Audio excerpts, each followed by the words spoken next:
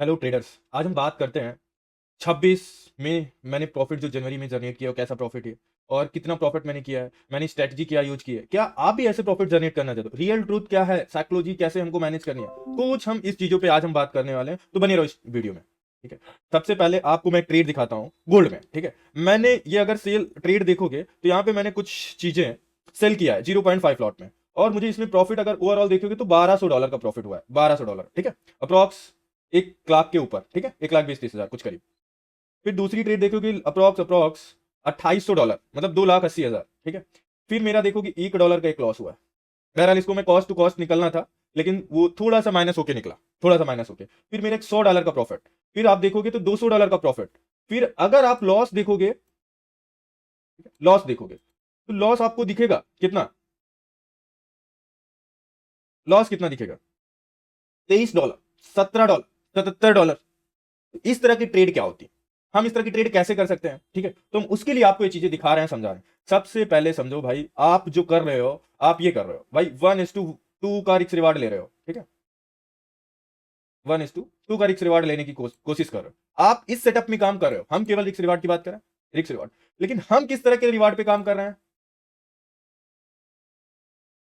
हम इस तरह के रिवार्ड पे काम कर रहे हैं। अब इसका रिस्क रिवार्ड की अगर बात करोगे तो 4 5 6 7 2 3 4, ठीक है, दो से ज्यादा रिस्क के रिवार्ड पे मैं काम कर रहा हूं। उसके लिए रीजन क्या है, मैं क्यों ऐसा करता हूं? ठीक है, मैं यही करता हूं तब मेरा जो लॉस कम आता है, प्रॉफिट बड़े बड़े आते हैं। जैसे कि आपने 2,500 के ऊपर देखा, 1,200 के ऊपर देखा, 300 शॉर्ट देखा। ठीक है, लॉस देखा 50-100। ठीक है, 0.7 $1 $2, इस तरह की चीजें आपको करनी है। तो उसके लिए आपको रिस्क मैनेजमेंट प्रॉपर समझना पड़ेगा। ठीक है, अब ये सोचो हमको ये कैसे करनी है। देखो भाई, मैं आपको एक्चुअल अगर चीजें बता दूं, भाई ये मेरे बिगिनर फेज में मैं 2 साल ऐसे ही किया था, 1:2 का रिस्क रिवार्ड लेता था।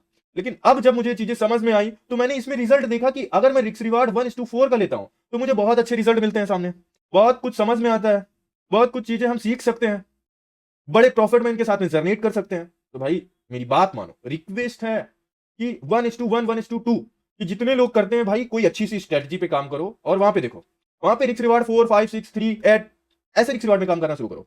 जब काम करना शुरू करोगे तभी आप लॉन्ग टर्म के लिए प्रॉफिटेबल ट्रेडर बन पाओगे मेरे भाई। लॉन्ग टर्म के लिए अगर आपको प्रॉफिटेबल ट्रेडर बनना है तो ये चीजें भाई मेरे करना पड़ेगा आपको, चाहे जैसे करो।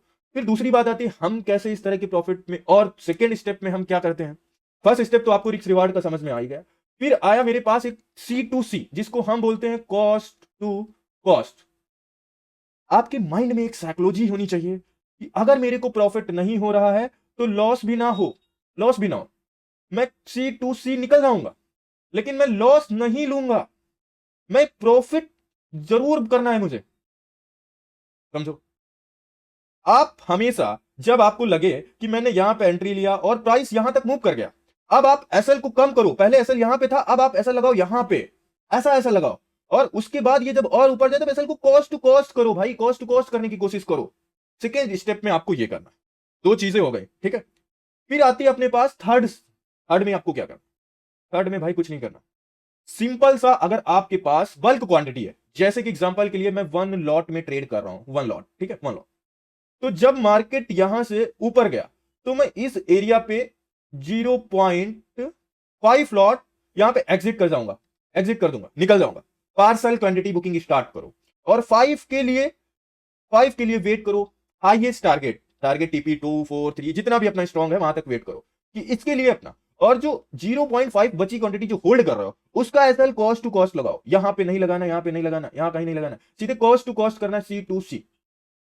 अगर आप इसको तभी मैनेज कर पाओगे जब आप क्या करोगे, लॉस को कम करना सीखोगे, लॉस को कम करना सीखोगे। और जब आप एक रिस्क मैनेजमेंट को प्रॉपर फॉलो करोगे तभी कर पाओगे। तो ये वीडियो कैसा लगा मुझे जरूर बताएं, अगर बढ़िया लगा तो एक बार लाइक एंड सब्सक्राइब। आप नेक्स्ट टॉपिक क्या चाहते हैं मुझे कमेंट में जरूर बताएं।